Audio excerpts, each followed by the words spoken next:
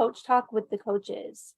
I'm Casey, and I'm the Vino and Vision lead coach in the US, and I live in Iowa. And I would like to go ahead and have the other coaches introduce themselves.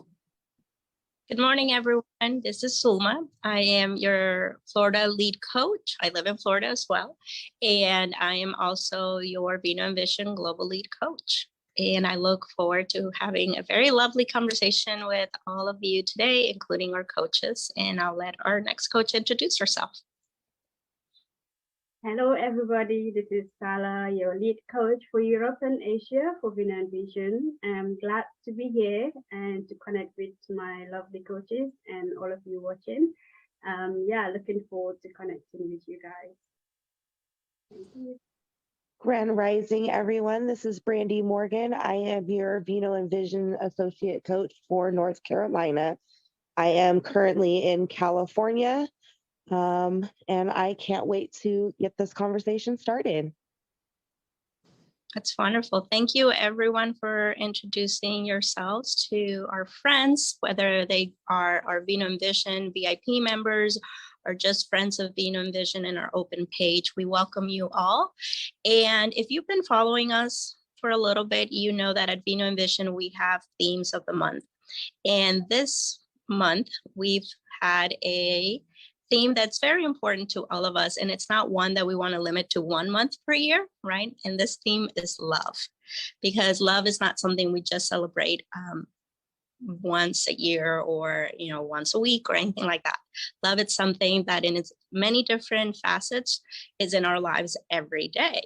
So we're going to be digging a little bit deep into what that means for each one of us and how it shows up, or how the potential for it to show up and how we use it as in our daily lives, how we implement it, how we put it into action really does affect the quality of our life. So we're gonna get started because time flies when we're talking about things we love. And I wanna ask our coaches this morning, what does love mean to you? And any of you can jump right in. I will go ahead and jump in and start. This is Brandy. And love to me is actionable. It's a verb. It's not just a word that we share amongst those. I love being a coach. I love how we help people. I love this group that we've formed together and the support that I gain from all of you. I love my kids. I feel like when I look at them, it's looking at my heartbeat outside of myself. They're an extension of me, and it's beautiful.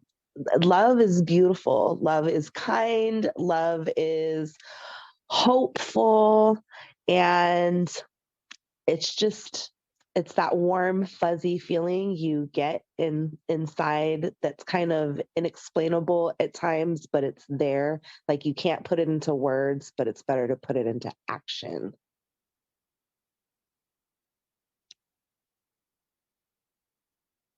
I like that, Brandy. Interesting. Right. I was gonna start with what is not love, so that everything else could be love. But I'll just go ahead and do a little bit of description. Like you said, it's really actionable. Love is harmony. Love is divine. Love is beautiful. Love is just purposeful.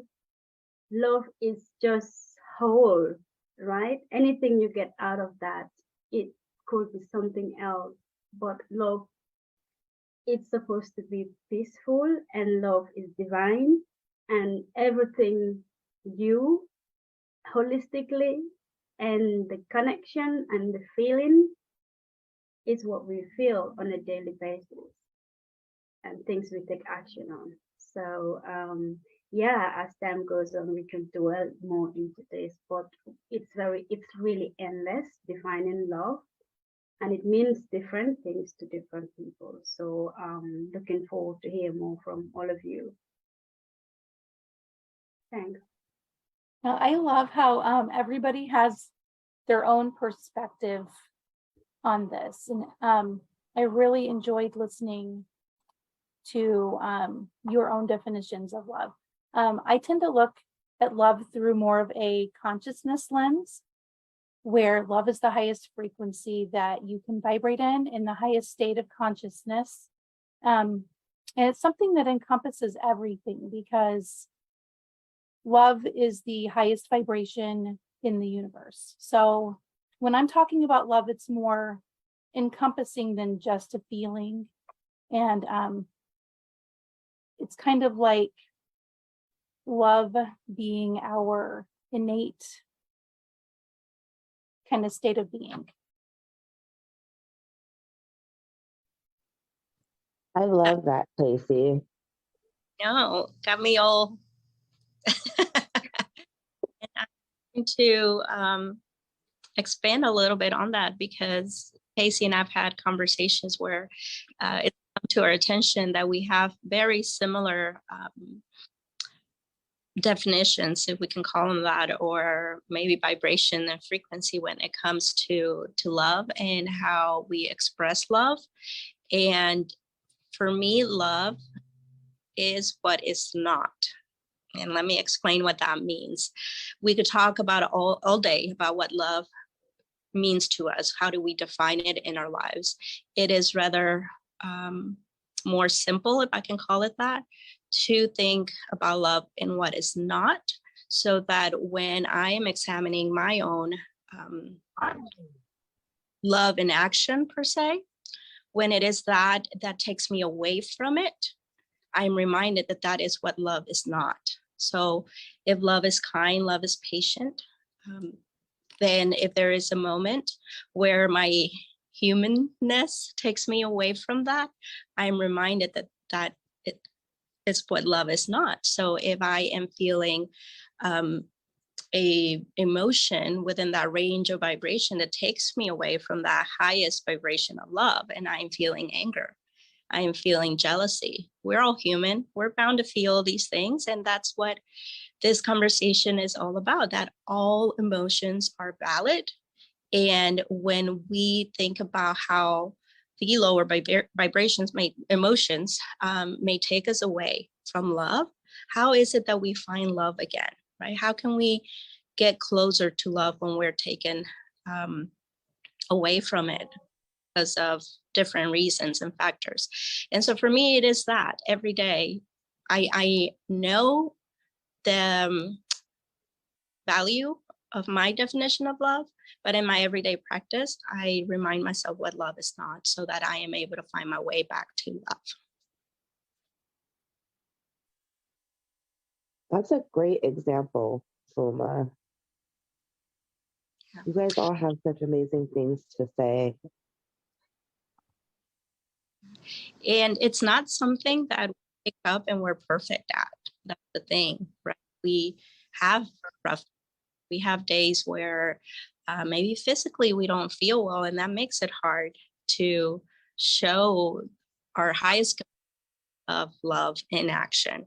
So this isn't about being perfect and walking in perfection when it comes to love. It means understanding how we love as part of our everyday life. It's a part of our lifestyle versus it only being in its 7 different facets of life. Like arrows, it's that physiological response to, and unfortunately, the one that most humans know. There's 6 others, and we'll get a little bit into those. The next one, Brandy, the storage, and believe all of us here are parents, very familiar with that kind of love.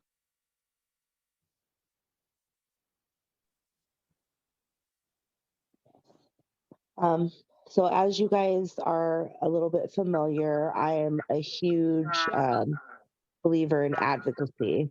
So I see love as a form of advocacy as well. Self-care, self-love, self-acknowledgement, self-appreciation. You know, how can we learn to love others in our lives, including our children, our parents, cousins, friends, if we don't know how to properly love ourselves, if we don't know how to accept love for ourselves, then it's really difficult to share that with others, right? Like, it's a balance. I feel that giving as much love as we give to others in our life, we have to be willing to give to ourselves. We have to go inward with that love as well. And I've struggled with that for sure over the years, times where, I've allowed negative self talk to come into my life and put me in a state of mind or a lower vibration than where I should be. And like you were saying, in those moments, Suma, I have to really learn to re-love myself and redirect that and say, this is not what love is. This is not what it feels like. So how do I get back to it? So I love that you brought that up, because I too have experienced those moments. Thank you for sharing that vulnerability, Brandy. It is within that space that as humans we're able to relate to each other the most. And so that's very brave to be able to be vulnerable and to show up in that way in public spaces. That's fun right now.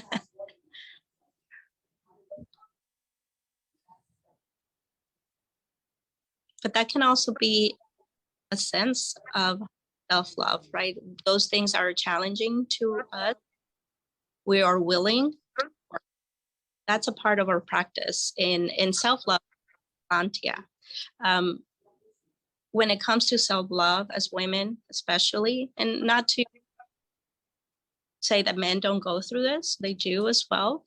But as women, when we get busy with family life and we get so in depth into taking care of those we love, our children, our and others, etc., we may be out of not necessarily balance, because I believe that it's more of a vibration and frequency, right? Of a range, a balancing act. So it's more about regulation of the love.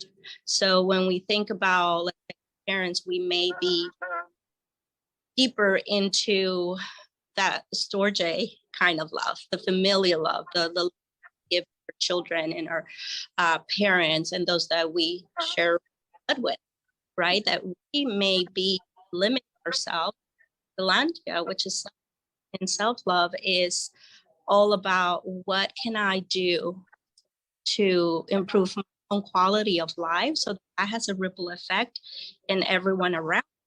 And there's two things that can happen, and perhaps hidden fears is what prevents us from practicing Philantia, self-care kind of love, right? It could be like, well, I don't deserve this, right? Number one. Number two could be a fear of being perceived as selfishness, and knowing that love actually name as well is called ubri, and that's inflated sense of. So, understanding the different ways in we can practice love is very important, because when we think of, for example, about agape love, which is the universal love that we just innately have, you can love a stranger, agape love. You can love nature, a plant. So understanding the different ways in love and how we're showing up and doing a self-examination, it's going to how we practice it in our everyday life. Let me ask you, which think you're practicing the most right now? I would say agape love. How about you, Sallah? A lot of things going through my head. First of all, it's interesting how everybody just came out with these beautiful definitions of love. And us because we are coaches, and what resonates with me hearing you speak, and obviously bringing in our vulnerability and sharing our own experiences. I find it interesting that most of the clients that we have that comes to us, it's hardly that pretty much everything is working in their life perfect. It's like, oh, Zulma, can you coach me today? I'm feeling love. I mean, everything is going perfect. I am loved. It's always a challenge. So I think it's important to pinpoint why do we have to keep seeing clients that come to us to be coached about their relationships and about love. It's just lingering in my head. We can be here all day trying to get through the definitions, but I think if you look at it, it's more the feeling and the relationship kind of a love. And the challenges, most of our client is like, oh, that is not working. I don't feel love. He doesn't love me. She doesn't love me. Like, it's always been the challenge. So to me, I perhaps want us to kind of deep dive a little bit into why and how do we use the tools that we have to serve them and to help them get them out of these situations and learn from each other as well. But for myself, it's very broad. Like I said, it's more about the harmony and the peace. Anything that is not peaceful and harmony, I will have my own definition of it. And I will try to deep dive and to find out what that is. Because when I'm not at ease or I'm not at peace, I know definitely that is not love. So it's the constant reflection of my feelings and my relationship with myself and of others that really helps me to always pinpoint that. What am I feeling? Could this be love? That song, I don't know who sang that. Could this be love? Oh, I think it's that. I is it not Bob Marley? Is it? See, I'm getting off track, but you know what I mean. I'm like, why am I feeling this? So with me, it's the feeling. I always have to walk through my feelings because the relationship aspect is what we do towards that feeling. So it's always working on the feeling and communicating to find out what is this feeling. Could this be hate? Could this be love? Could this be what could it be? So it's more about my feeling now that will define my state of love or not love. But yeah, perhaps we can deep dive into these kind of challenges, especially our clients come to us. Why is it not working? What kind of love are they practicing? What does love means to them? Because everybody have a meaning of it. And as coaches, we cannot impose our definitions on our clients. Obviously, we'll have to work with them, see what is their own version of love and why their thinking is not working for them. And yeah, so I'm sure Casey will have more to say about that with the clients, but it's interesting. So yeah, it's beautiful. Whatever is not beautiful, I'm not sure what that is. So the feeling has to be right. So feeling number one. Yeah. Okay, for me personally, going back to your question about what type of love that we are kind of more focused on right now, I'm not really sure exactly which one it would be, but I can tell you that I've been focusing a lot on gratitude, creation, and happiness. And the reason is because going back to something you said, Zulma, earlier, was that you said something about, what love is not. And the actual opposite of love is actually fear. And a lot of times people don't realize that. They think the opposite of love is hate. And it's actually fear, because fear is what all of those things come from, like hate, bitterness, resentment, jealousy, all of that stuff comes from fear. So one of the ways to keep yourself out of the fear state is by practicing gratitude, by creating and by finding things that bring you happiness and joy. And so that is kind of my basis for why I've, mindfully been choosing to focus on this area, because, we live in a world where we're inundated with all kinds of stuff coming at us that can very easily cause fear. And so if you can find ways to be grateful for things, or find ways that find different things that can bring you joy, then you can stay out of that fear response, which is very helpful, because when we get in that fear response, then all of those negative things can come from that, as well as what it does to our mind. Whenever, physiologically speaking, when we're in the fear response, the stress and cortisol and all kinds of chemicals come in, and our logic shuts down, and you can't solve problems or even function in daily life if you can't use that part of your brain. So, and then it just kind of piles on after that. So, for me, I am I'm constantly looking for things that, just simple things to be grateful for, and then finding things that bring me joy. And a lot of times that's like just silly things, like my daughter who's 13, she does silly things just to make me laugh. And I really appreciate that, because, and it's like inside joke type things like that we both find funny. And so just the small things. Gave us some amazing examples of love shows up as a verb, love in action, and making it actionable by giving it a name, like showing gratitude, right? One of the things that have helped me the most over the years, love, has been setting a yearly intention. And sometimes it has been love, just love.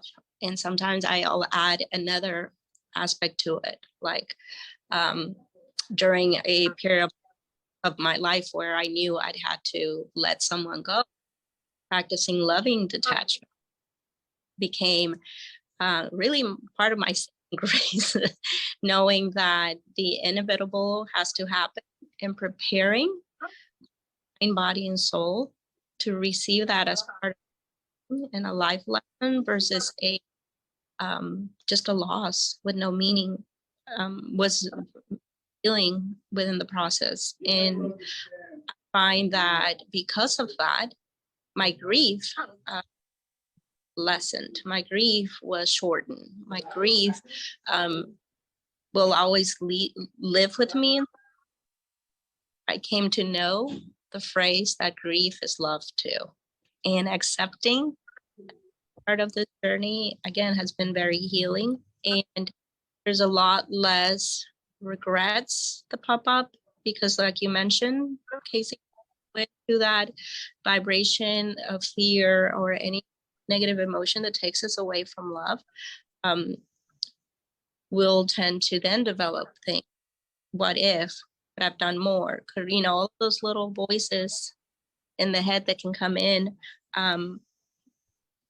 the logic that is there because we practice love in a particular very meaningful to us will then remind us of the things we did do instead of the things, right? Or like I was able to say, I'll give you an example. One of the things that I struggled the most after my father passed away was that he was a man who loved food, loved his food. Like, give him food, he was happy. And towards the end, I was, it was hard because it was something we had to do as far as like that hope we hang on to, that if you eat healthy, you'll get better, right? That if you do things right, you'll turn around and maybe this is really just right? And you'll wake up and everything's back to normal. And then when he did go, there are moments where I deeply felt regret, because I would say, well, maybe he could have had those things that he loved. He didn't. And part of me really, really hurt But then my logic came in and said, stop. Because had you done that, maybe today you'd be here and thinking you hurt your dad.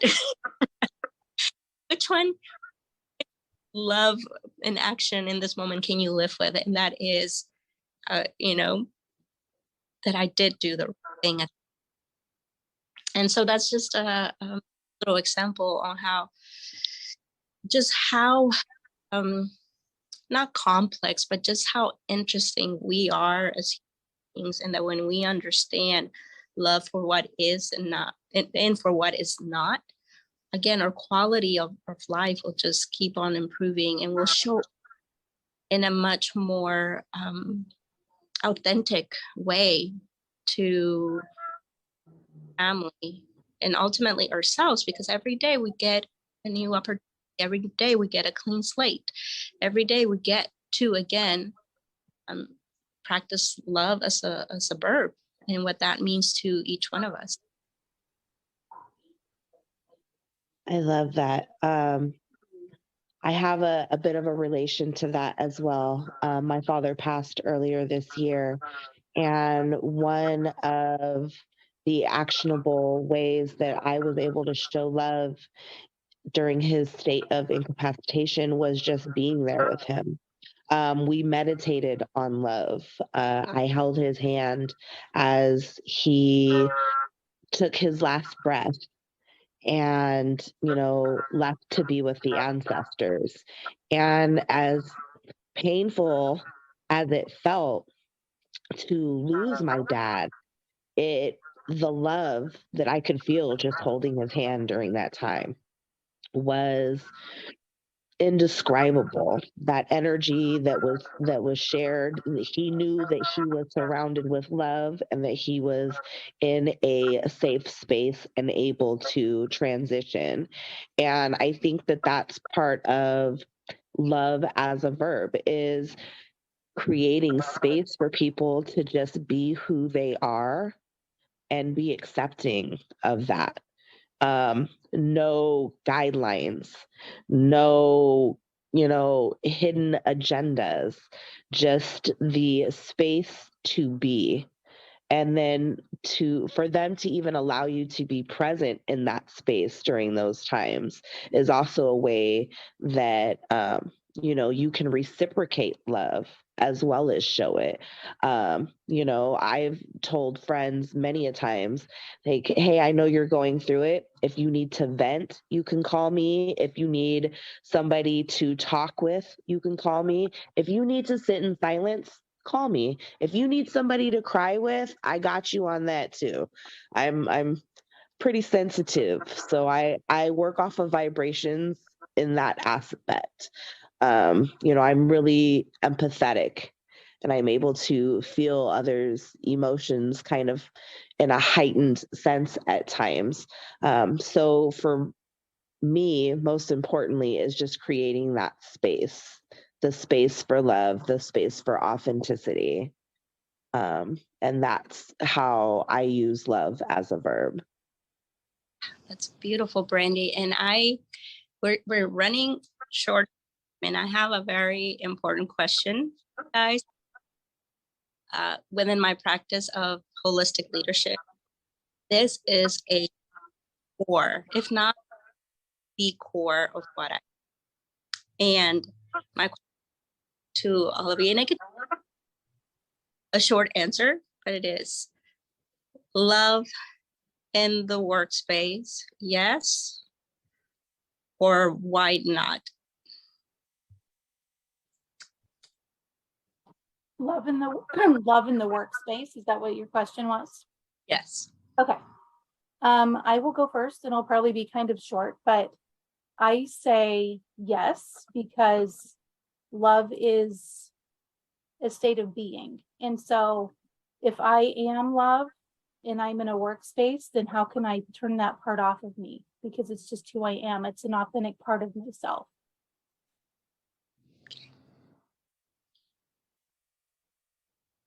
Same here. I will go for the yes answer because it's very important, even though you said work space. Mm-hmm. it's still you form relationships at work. And I think it ought to be nurtured. And I'm sure there is a lot of transactional love that goes into play sometimes. But I will say yes, it's important because it's for your state of being and sanity. You do it for yourself too, and for people around you to receive the same kind of love. So I will always say yes to that, Zulma. Yeah. I'm going to have to jump on the bandwagon with this one and say yes.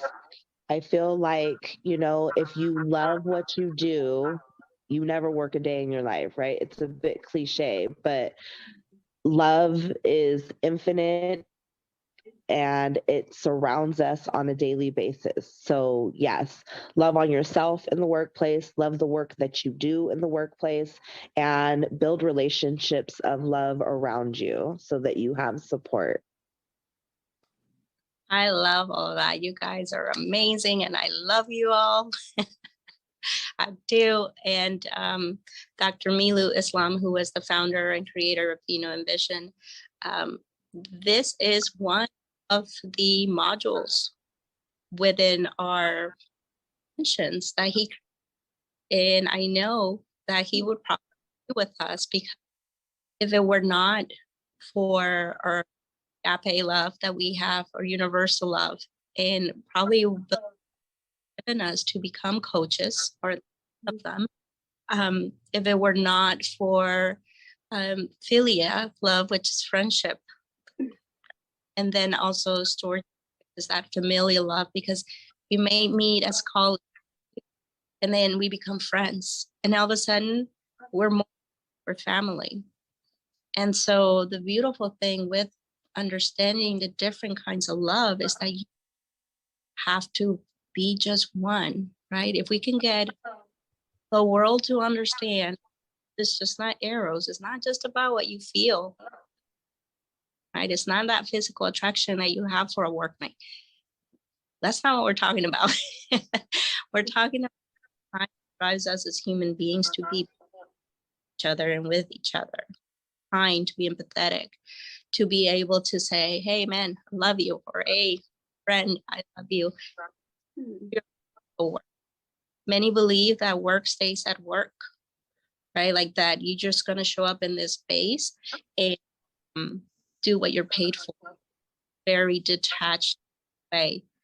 And when I am asked, you think the state of the world is in, talk about corporate America, or, X, Y, and Z, and why our corporate wellness program that we're developing, it's going to be amazing. It's going to continue to be amazing, because we are introduced not just but the practice of love is okay and just different than what you think, right? And understanding that these different ways in which we can love show up, and that you give yourself permission to feel, and permission to give, and permission to receive, that life does change, that you will love your job more, that it's not just a paycheck, or looking forward to retirement so that you no longer have to come to work. It's I'm very passionate about that, because that's the connection that we've lost ourselves and with each other, and why there's so much illness, right? And why there perhaps mental health as well challenges. So yeah, I think we have we have a lot of work, but thankfully we love what we do, and we want to share all of this that we talked about this morning, because something in here make that big of a difference in somebody's life. It could be just one little thing. I know there have been plenty of things in my that have impacted me in a way that I've totally changed course for the better. So why not share what we love, so that others can perhaps find who they are, where they belong, how to just be connected to themselves of life. Wow. I mean, Zulma, you're saying this, and I'm in my head it's more like, oh, the we culture, the we culture. I remember, I know we always go on about this in our Mhm. group session with Dr. Milo, especially. We always talk about the we culture, the we culture. I mean, if it wasn't for that, we will never have been in this platform together because we are always on the we culture. We're all coaches doing different things in our different sectors. We could have just done it all alone, but we decided to come together to apply the we culture and form relationships. And like you just mentioned, part of the tools that we have in Vino and Vision with our even dealing with love and relationship and stuff. So even the we culture, is the solution to all problems and all challenges, relationship challenges, love challenges, like we have. We hardly get people to come and get coached on perfect love. It's always been like the challenge. So without that, the we culture, even in our relationships, if we stop thinking about just us, what works for us, and start being considerate, it will really be difficult because the way I look at it, people come in with different intentions in everything, right? What love means to you is different. What feeling it gives you, it might be different to you and I. So if my love is transactional Mhm. and your love is relational or is Yeah. Oh, I think she froze. Sallah, come back. There you are. about that, my processor keeps freezing me up. Sorry about that. This laptop, it's the processor anyway. So if we are in this room together, we are not in on one language. It's going to be so difficult to love together, to connect with each other.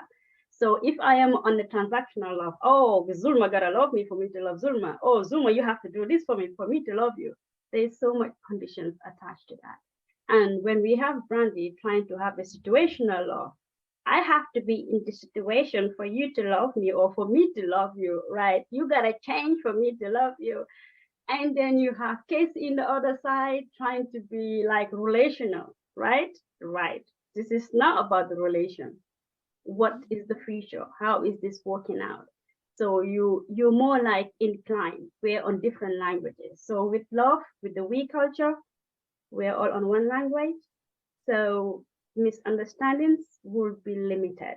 So I think everybody keeps having their own version of love and dealing it the way they deal with it without considering the other person and the we culture for it to work. You cannot just be in this universe and be loved by yourself with how you want to be loved or how you want to give love. It has to reciprocate and you have to ask the right questions. How people around you, ask them how do they want to be loved? And then you guys can work on that relationship. Yeah, I've said Well, enough. I think that's a wonderful way to wrap up. You hit all the points, and I love uh, actional love because that's big. You know, that's the way people think love should be practiced. It Yeah. evolves away from could be because remember, love is not. So, anyone else have any uh, last thoughts they want to share? I love these conversations. I love our connection, and I cannot wait to sit down and have these discussions with you ladies again. Um, I love you all so much that I wish you were here to celebrate my birthday with me tomorrow, but this is a close second best to not having you here in person. So thank you for sharing this space and time with me, ladies. You're welcome, Brandy, and thank you for being here with us. You can be on video, and that's totally okay. It was lovely hearing your voice and have you add value into this conversation that we've had. Happy birthday in advance, Brandy. Thank you. Have a great day, everyone. Yes. Casey, is there anything you want I to would wrap? wish Brandy a happy birthday. And I would also like to let everyone know that our next session will be November 9th. So a little bit earlier in the month than we've had. So November 9th, and I believe our topic for the month of November will be happiness. So that should be fun. Yes. Yay. Talking Looking about forward. happy. If you're happy and you know it, clap your hands. I think Yeah, looking forward. thank you. Love you all. And I believe, Sallah, you talked about our connection and distance. We're all over the place, and yet we choose us. We choose we Yeah. to show up and share the space with it for ourselves and for others. And we will continue to do that. Thank everyone who's either now or will watch the replay. Leave any questions you have for all of us, and we'll be looking forward to connecting with you too.